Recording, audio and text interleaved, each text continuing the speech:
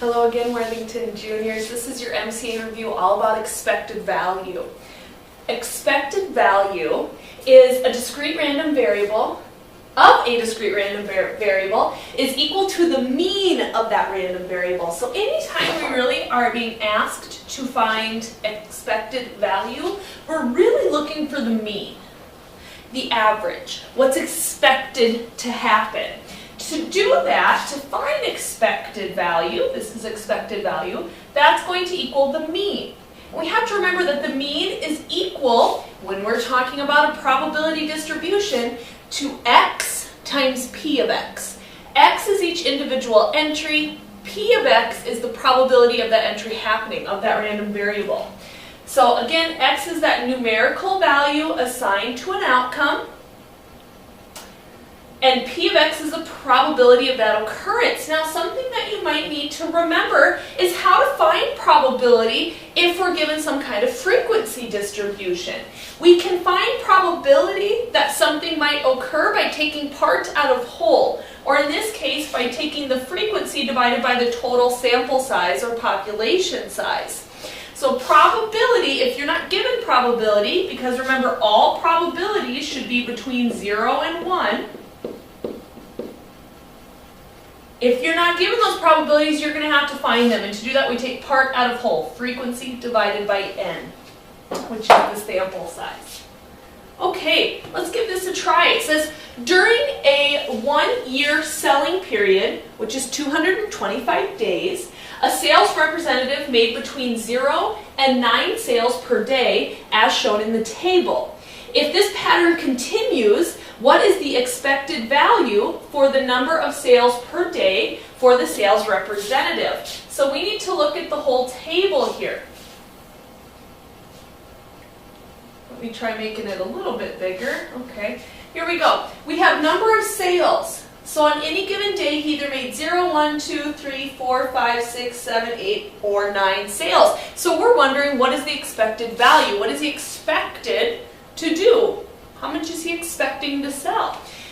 And what happens is he sold 0, 25 days, he sold 1 item, 48 days, 2, 160. All of these frequencies are not probabilities, so how would we find the expected value? What do we expect for him to sell? Well, to do that, let's remember our formulas. We're going to need to take the summation of x times p of x. So here's our x column, but we need to find p of x. How do we find p of x?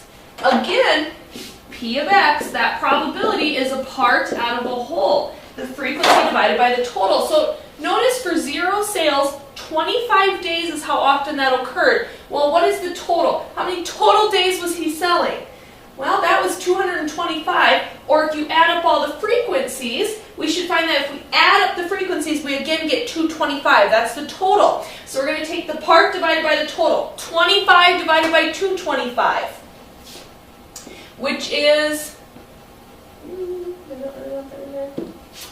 0.1111. And then if we take 48 divided by 225, we get 0.223 or 0.2133. 60 divided by 225, 0.2667, and so on and so forth. We keep dividing out of 225.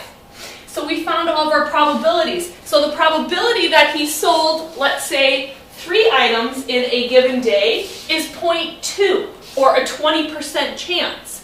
Now, if we want to find the expected value, we're going to need to take x, that numerical value, the actual number of sales, times the probability that he sold those amount of items. So if we take 0 times 0.111, we get 0. 1 times 0.2133 is 0.2133. 2 times 2.677 is 0.5333.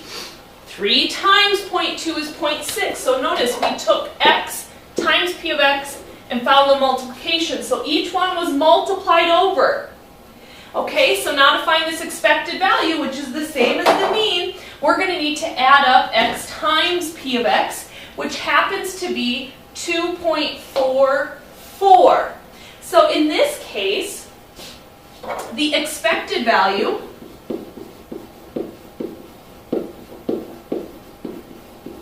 equaled the mean, which equaled 2.44, because that was the summation of x times p of x. Remember, summation means add it all up. So you're supposed to take every x value, multiply it by its probability, and add it all up to get your mean, which is the same as the expected value, and we are done. That is expected value. That's all you need to know.